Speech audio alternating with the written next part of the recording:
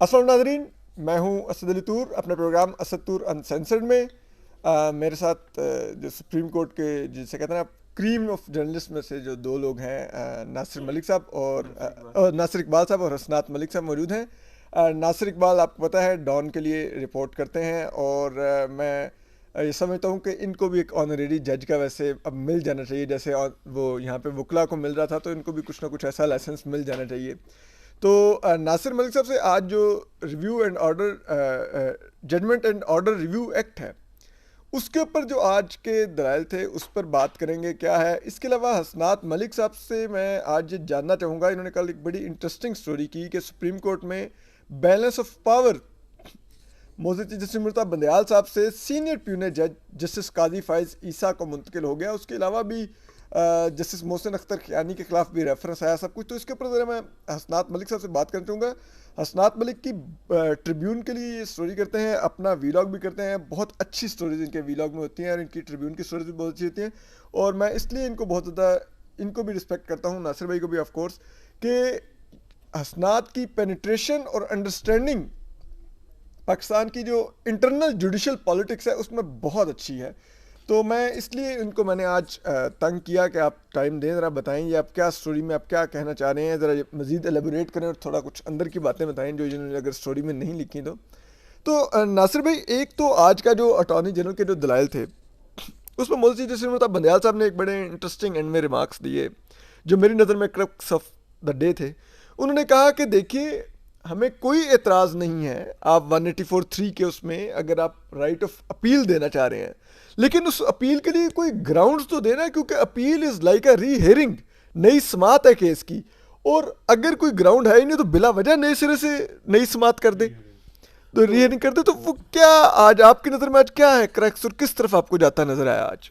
देखिए, जो chief justice साहब की जो ऑब्जर्वेशन है उसमें ही आपको उसका नतीजा मिल जाएगा कि जो केस के साथ जो होने लगा सलूक होगा, वो उन्होंने बेसिकली आज कह दिया है कि देखें, हमें कोई इतराज़ नहीं है। जो आर्टिकल 184(3) के तहत जो जजमेंट्स दी जाती हैं उनमें ज़रूर रिव्यू होना चाहिए और उसका स्कोप भी एक्सपेंड होना चाहिए, लेकिन कम से कम जो लॉ बनाया गया है वो इतनी केयरफुली उस एहतियात से बनाना चाहिए ताकि उसमें कोई लूप होल ना हो। क्योंकि किसी अच्छे अक्लमंद आदमी के साथ, आप जैसे अक्लमंद आदमी की असिस्टेंस के साथ वो लॉ को बनाना चाहिए, क्योंकि at the end of the day ये आपने फेस करना होता है ना। लिटिगेशन तो आप फेस करेंगे ना, केसेस आप देखेंगे, आप उनको डिफेंड करेंगे। तो सोच समझ के टाइम लगा के, और फिर वो कह रहे थे, फिर चीफ जस्टिस साहब ने कहा कि देखें, अगर आप ये चाहते हैं कि 184(3) के हियरिंग के बाद इस तरह का रिव्यू मिले जिसमें ये रिव्यू दोबारा फैक्ट्स को दोबारा रीड किया जाए और दोबारा री हियरिंग हो, तो देखिए ये जो है ना, ये फंडामेंटल प्रिंसिपल्स के ख़िलाफ़ है, ये मुमकिन ही नहीं है, ऐसा नहीं होना चाहिए। बेसिकली आज जो जस्टिस मुनीब अख्तर साहब भी और अटर्नी जनरल साहब भी और जस्टिस एजाजुल एहसन साहब भी जो बात कर रहे थे, वो ये कहते हैं कि ये जो डिस्टिंक्शन है अपील की और रिव्यू की, वो आप हमें नहीं समझा पा रहे। और ये इस पे अटर्नी जनरल साहब ने भी कहा था कि ये इंटरट्वाइन है, मैं मानता हूँ। तो जस्टिस एजाजुल एहसन साहब ने कहा था आपका केस ख़राब होता है इससे, आप इसको ये कहें कि ये ओवरलैपिंग है, इंटरट्वाइन ना करें, क्योंकि इंटरट्वाइन का मतलब है ये कंट्राडिक्टरी हो जाएगा। तो ये लॉ इस तरह का बना हुआ है। आपको याद होगा पिछले लॉ में भी चीफ जस्टिस साहब ने कहा था कि ये इन हेस्ट बना हुआ है, और इसमें भी लगता है कि 2 पेज का लॉ है। ये ज़रा इंटरट्वाइन की टर्म की ज़रा वजाहत कर दें व्यूअर्स के लिए ज़रा। मतलब सिंपल लॉन्ग में गुजमुच है। ठीक है, गुड मुझे तो ठीक है, हाँ गुजमुच है। हाँ। तो मतलब कहने का मतलब है उसको समझना बड़ा मुश्किल हो रहा है कि अगर हम क्योंकि अटर्नी जनरल साहब का ये एम्फेसिस था कि इंडिया में भी उन्होंने इस चीज़ को समझा और उन्होंने क्यूरेटिव रिव्यू का कंसेप्ट लेके आए, लेकिन बात वही है कि उन्होंने भी कहा कि ये री हियरिंग नहीं होगी और ये सिविल मैटर और क्रिमिनल मैटर पे नहीं होगा। ये उस सूरत में होगा कि अगर किसी शख्स का नुकसान हो गया उसको सुने बगैर, या आपको ऐसा लगा कि जज की जजमेंट बायस है, तो ठीक है, वरना अदरवाइज वहाँ भी उसकी भी लिमिटेशन है, स्कोप उसका भी इतना कोई बड़ा नहीं है। तो ये चीज़ है। तो आज बज़ाहिर अटर्नी जनरल साहब को खासी मुश्किल हुई है अपने आर्गुमेंट्स को कन्विंस करने के लिए, और उन्होंने ये बात कही भी है कि अगर आप मैं कन्विंस कर सका हुआ तो नेक्स्ट हियरिंग में मैं इसको टच करूंगा, नहीं तो मैं आगे बढ़ जाऊंगा।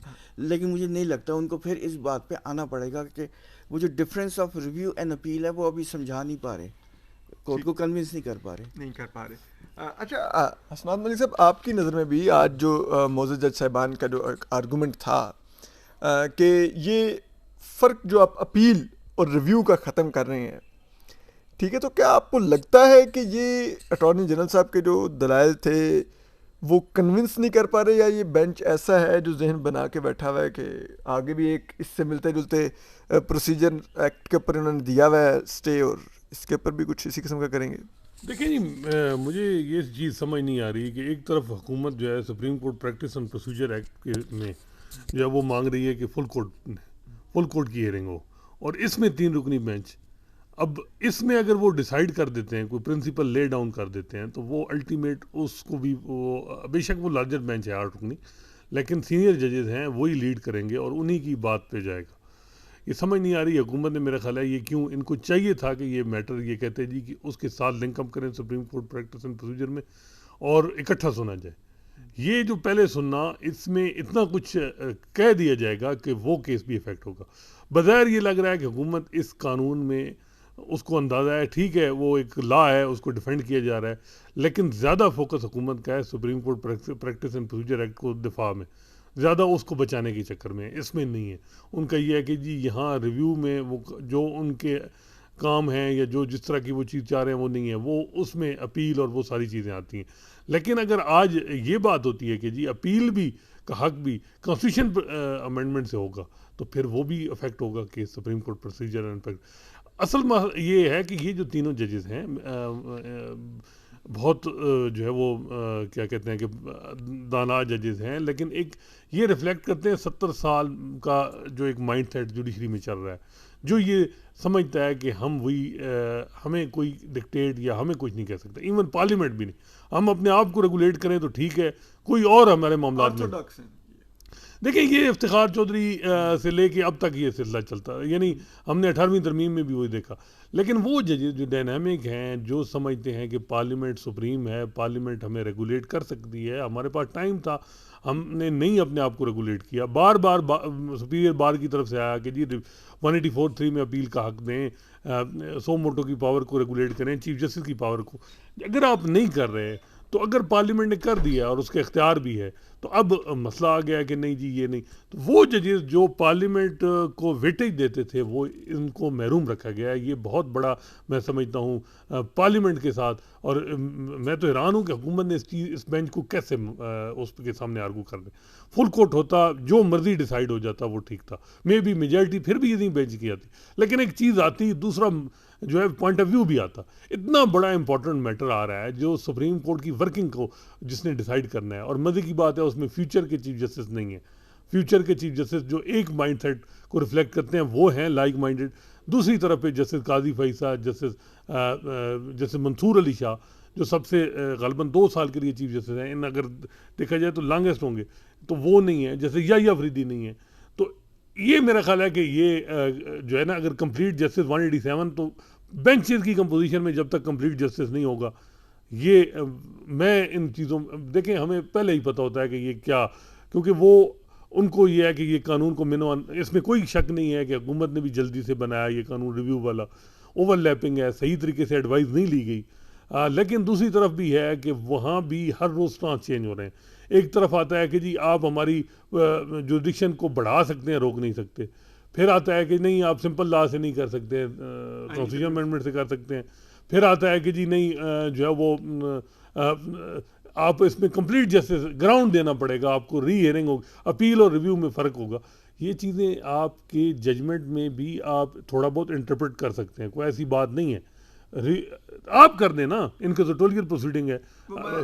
बात यह कि ये 63A में भी तो आपने तय कर दिया ना आइन क्या कह रहा था, तो इसमें भी आप तय कर दें, इसमें इतनी कौन सी बात है? वही बात है, कानून है। या फिर ये है कि अब अगर अटॉर्नी जनरल ने कहा जी कि हमें थोड़ा टाइम दें, हम जो है वो ओवरलैपिंग हैं ये दोनों कानून, तो हमें टाइम दें, हम बजट के बाद इनको करेंगे अमेंड, तो टाइम देना चाहिए था। जल्दी क्या है? देखें ये सारी जल्दी पहले इलेक्शन मैटर में भी हुई तो उसका नुकसान हुआ, और सुप्रीम कोर्ट की इस वक्त पूरी जुडिशरी में तबाही है, वो सिर्फ उस इलेक्शन में जल्दबाजी से और अपने सिर्फ अना की जी फुल कोर्ट नहीं बनाना, जो अब पीटीआई वाले भी कह रहे हैं, बड़े बड़े सीनियर लोग भी कह रहे हैं जी सुप्रीम कोर्ट की वजह से हमारी सारी तबाही हुई, क्योंकि इमरान खान ने बहुत ज़्यादा रिलाय कर दिया था चीफ जस्टिस उमर अता बंदयाल पे। उनको अंदाज़ा नहीं था कि जब प्रेशर आएगा तो यहाँ जुडिशरी भी हमें रेस्क्यू नहीं करेगी।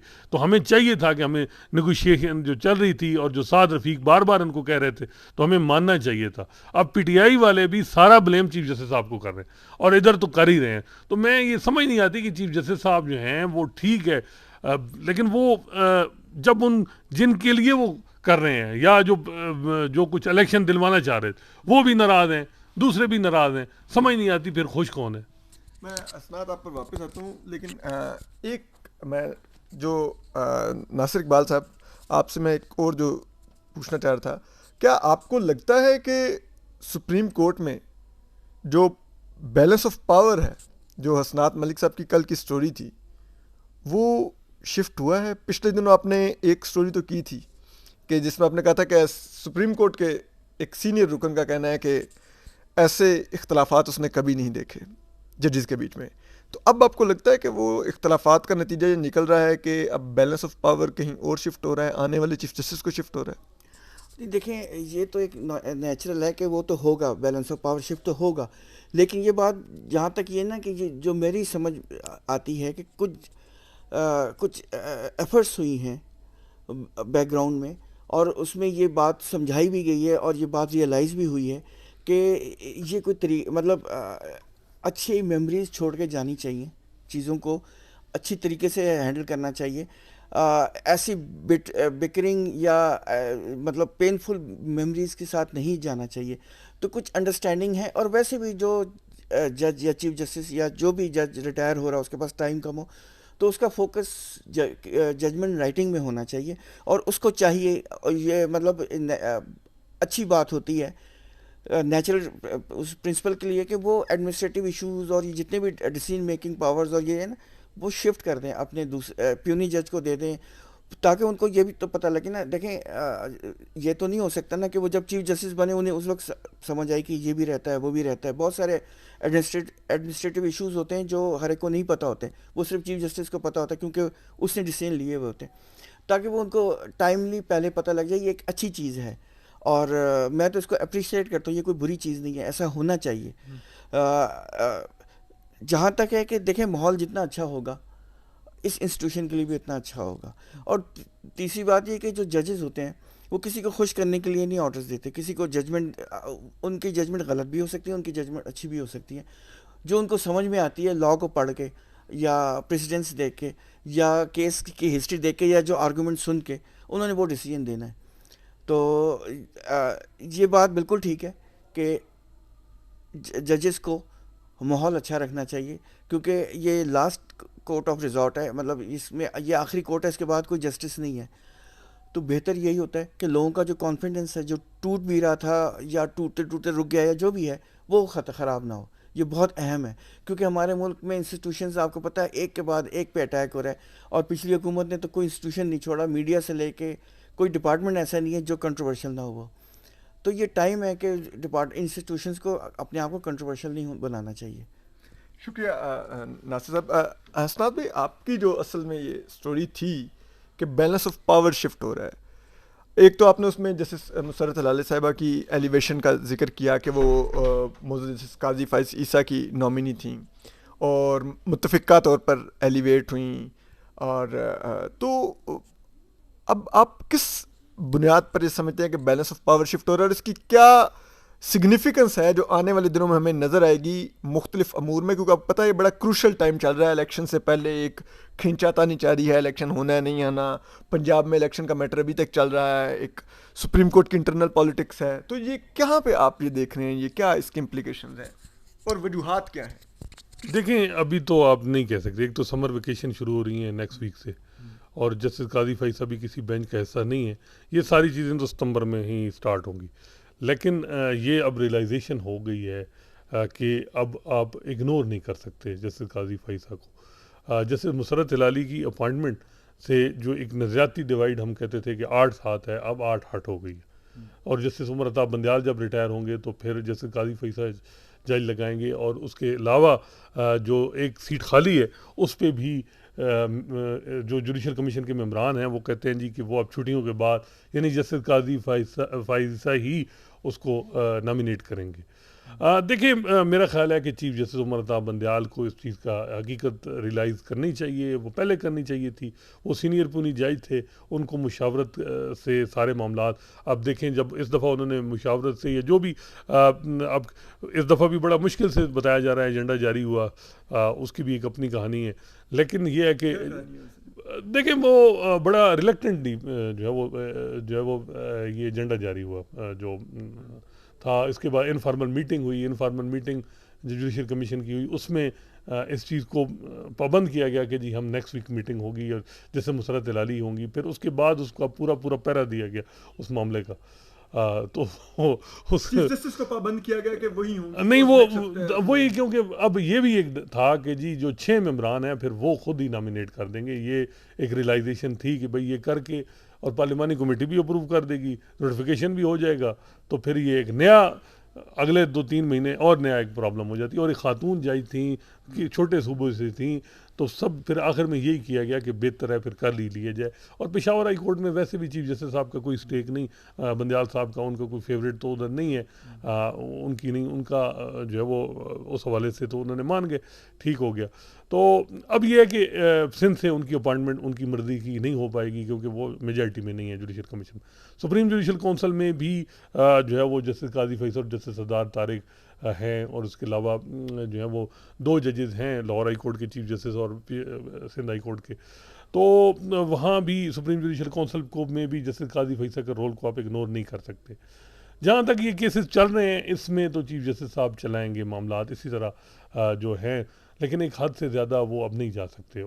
मसला ये है कि इस वक्त हुकूमत की भी डोमिनेंट है, और उसकी वजह भी मैं कहूँगा कि जो तकसीम हुई सुप्रीम कोर्ट की, हुकूमत को पता है कि एक धड़ा साथ है, एक धड़े को दबाया तो दूसरा धड़ा साथ रेस्क्यू नहीं करेगा, और डिवाइड एंड रूल बड़ा ज़बरदस्त है और वो चल रहा है। वो इस्लामाबाद हाई कोर्ट में भी चल रहा है और यहाँ भी जो है वो अब चल रहा है। और हुकूमत की तो करते हैं, हुकूमत तो कोशिश होती है कि वो अपना वो करे, उसको तो ब्लेम आप नहीं कर सकते, सारा ब्लेम तो सुप्रीम कोर्ट के जजेस पे आएगा। इस्लामाबाद हाई कोर्ट का भी जिक्र किया, ये जस्टिस मोहसिन अख्तर कियानी साहब के खिलाफ जो रेफरेंस आया है, इसके पीछे क्या माइंडसेट है, ये क्या किस लिए की जा रही हैं चीज़ें, और क्या इसके असरात सुप्रीम कोर्ट में भी जो लोग चीफ जस्टिस उमर अता बंदयाल साहब के धड़े में हैं उन तक भी आएंगे? देखें नहीं देखें, जो एलिगेशन है वो तो बड़े सीरियस नेचर के हैं, वो अब उस पर जवाब उनको देना होगा, या जो क्योंकि बहुत लगता है बड़ी रिसर्च हुई है रेफरेंस पे, पूरी पूरी फाइलें, लगता है कि ये एक दिन का दिन नहीं, ये रिसर्च नहीं है, या 1 महीने की नहीं है। नासिर साहब भी इसको एग्री करेंगे, बड़ी उसमें चीज़ें बहुत बहुत ग्राउंड हैं, बहुत सी चीज़ें हैं, पूरा होमवर्क किया गया उस कंप्लेंट में। और उस बता देना कुछ चीज़ें क्या। आपको मैं वो कंप्लेंट दे दूंगा, असल मुनासिब नहीं है कि उसमें नेपोटिज्म का इल्ज़ाम है, करप्शन, एसेट बियॉन्ड मींस का इल्ज़ाम है, और भी जो चीज़ें हैं, जो फैक्ट्स नरेट किए गए हैं वो मैं ये कह रहा हूँ कि वो उसमें काफ़ी चीज़ें। बात यह है कि उसके चिलिंग इफ़ेक्ट तो हैं पूरे जुडिशरी पे, जुडिशरी में एक खौफ की फ़िज़ा है और मज़ीद बढ़ेगी इस कंप्लेंट के बाद। और ये जो थे जस्टिस मोहसिन असगर कियानी, ये इस्लामाबाद हाई कोर्ट में वो तो नहीं है ना कि वहाँ ये इस धड़े का या उस धड़े का, लेकिन ये है कि ये वो वहाँ तो इस्लामाबाद हाई कोर्ट के चीफ जस्टिस एक तरफ हैं और दूसरे जजेस सारे जो हैं जस्टिस बाबर सत्तार, वो सारे जो हैं वो एक हैं। तो मेरा ख्याल है कि हुकूमत और पावरफुल सर्कल को भी देखना होगा, ये ऐसा ना हो कि इफ्तिखार मोहम्मद चौधरी का मामले में जब कुछ किया तो फिर सारा चीज़ें हो गई।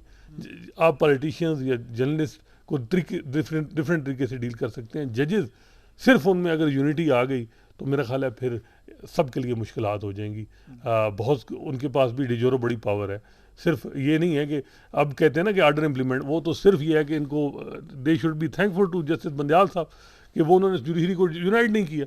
जिस दिन जुडिशरी यूनाइट हो गई तो बड़े मसाइल होंगे, और ये मैं नासिर साहब भी इसको एग्री करेंगे कि फिर उनके पास बड़ी पावर है, जो वो जजमेंट दे देंगे फिर या तो पूरी जुडिशरी के 100-150 बंदा फारिग करेंगे जो इम्पॉसिबल है, फिर वकील भी खड़े हो जाएंगे, फिर ये वकील जो है नीचे डिवाइड है। अब मोहसिन अख्तर कियानी साहब का ये है कि इस्लामाबाद बार में उनकी बड़ी सपोर्ट होगी, इस्लामाबाद हाई कोर्ट में नाराज़गियाँ हैं उनकी, जो अतर मिनल्ला साहब ने वकला के साथ उनके दौर में जो वाक़या आया और उसके बाद वकीलों को जो जेलों में भेजा गया उनको उन्होंने सपोर्ट नहीं हुई, लेकिन ओवरऑल वो एक इस्लामाबाद के मकामी हैं, तो मे भी उनको जो है वो सपोर्ट मिलेगी वकीलों की, जो मुझे लग रहा है। लेकिन मेरा ख्याल है कि जो चीफ जस्टिस साहब हैं उनका जो एक लीडरशिप है उसमें भी एक चीज़ है कि वो अपने हर एक को यही मशवरा देते हैं कि मौजूदा हालात में सब्र करें।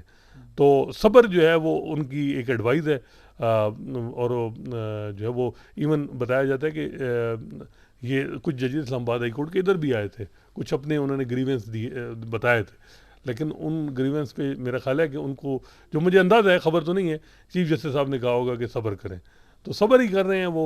लेकिन सब्र से काम चल जाएगा, बचत हो जाएगी। देखें वो है अब इसमें चीफ, यही मैं कह रहा हूँ कि जस्टिस बंदयाल साहब को अगर ये मेरा ख्याल है कि ऑन बोर्ड सीनियर पुनी जज और दूसरे जजेस को करना होगा, लेकिन वो खुद ही अब में भी ना हो कि इन हालात में, या उनको ही पोजीशन दे देनी चाहिए। और ये जस्टिस गाजी फैसल के लिए भी अगले हालात को आसान नहीं है, उनके लिए भी बड़ी लोगों को एक्सपेक्टेशंस हैं, बैलेंस उनको भी रखना पड़ेगा, उनको भी ये परसेप्शन नहीं रखनी होगी कि वो किसी के ख़िलाफ़ फैसला करेंगे, चाहे वो पनामा बेंच के पीछे लग जाएं, पूरा टेनोर ही उधर ज़ाया कर दें, जी उन्होंने क्या किया, उन्होंने किया, या इमरान खान के पीछे लग जाएं, उनको भी बैलेंस करना पड़ेगा जस्टिस गाजी फैसल को, या तो हिस्ट्री फिर जो है वो उनको भी और तरीके से जज करेगी, माफ़ नहीं करेगी हिस्ट्री उनको भी।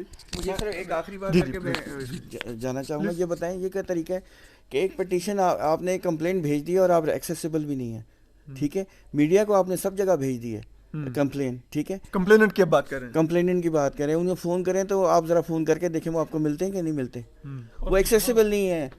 तो ये मकसद सिर्फ गंदा करना है, ये चिलिंग इफेक्ट डालना है, और ये इंतहाई ख़तरनाक चीज़ है। इंस्टीट्यूशंस को पैर दर पे जो है ना नुकसान पहुंचाया जा रहा है, डेलिब्रेट अटेम्प्ट कर रहे। देखें कोई एक इदारा ताकतवर नहीं, हर इदारा ताकतवर है, और हर इदारे को ताकतवर होना चाहिए। कुछ जज ये समझे कि अब इनके साथ हो रहा है तो हम, जब आग लगेगी तो पूरे घर पे लगेगी। हाँ, जब ये नहीं की दफा इन जजेस को समझ नहीं आई थी, अब सब नहीं, वही मैं कह रहा हूँ कि उस वक्त अगर डेटरेंस हो जाता, हालांकि उमरता बंदयाल साहब ने कहा था कि जी फाइलें सबकी तैयार होती हैं, जब कुरी से बाहर होता है तो वो फाइल जो है रख दी जाती है, निकाल लेते हैं फैक्ट। लेकिन उस वक्त इतना कोई फैज़याब थे या जो भी थे, उस वक्त आपने ये चीज़ें लिखी होती तो आज डेटरेंस बना होता, और अब जो है वो उसका खमियाजा हम भुगत रहे हैं। और आप लोगों की अपनी अना की वजह से अब इंस्टीट्यूशन इतना वीक हो चुका है कि वो खड़ा भी नहीं हो सकता, उनके आर्डर भी इम्प्लीमेंट नहीं हो रहे, जो भी आप करें उसकी मॉरल अथॉरिटी नहीं बन रही। मेरा ख्याल है कि सारे केसेस छोड़ के 2 महीने इनको आपस में इंस्टीट्यूशन को कुछ चीज़ों में मिनिमम कंसेंसस करना होगा, अदरवाइज कोई फ़ायदा नहीं है। और ये जो अथॉरिटी बनाने के लिए जो है मतलब रास्ता कोई आसान नहीं है, और अगले वाले के लिए भी आसान नहीं है। वो अगर आसान नहीं किया, इम्प्लीमेंट नहीं किया, या अगर आपने भी कॉम्प्रोमाइज़ किया तो कोई फ़ायदा नहीं है। तो या भूल जाएं कि प्रेशर सिर्फ एक के ऊपर रहता है, प्रेशर सब पे है। बिल्कुल बिल्कुल। मैं नासिर इकबाल साहब की बात को सेकंड करते हुए आखिर में ये ज़रूर कहूँगा, जो आने वाले चीफ जस्टिस हैं जस्टिस काजी फायज ईसा, उनका अब सबसे बड़ा इम्तिहान ही ये होगा कि जो आने वाला इलेक्शन है, क्या उसके ऊपर वो उनके क्या फ़ैसले होंगे, क्या वो उसको 90 दिन से आगे जाने देंगे या 90 दिन के अंदर ही हर हाल में मुमकिन बनवाएंगे।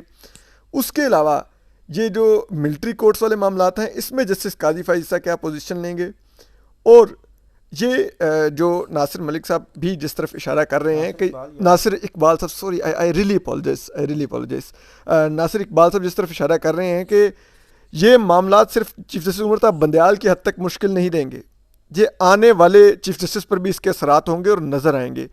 तो जस्टिस काजी फायज ईसा को ये देखना होगा कि वो क्या पोजीशन लेंगे, और वो पोजीशन शायद उनको अभी से लेनी होगी। अपना ख्याल रखिए। अल्लाह हाफिज़।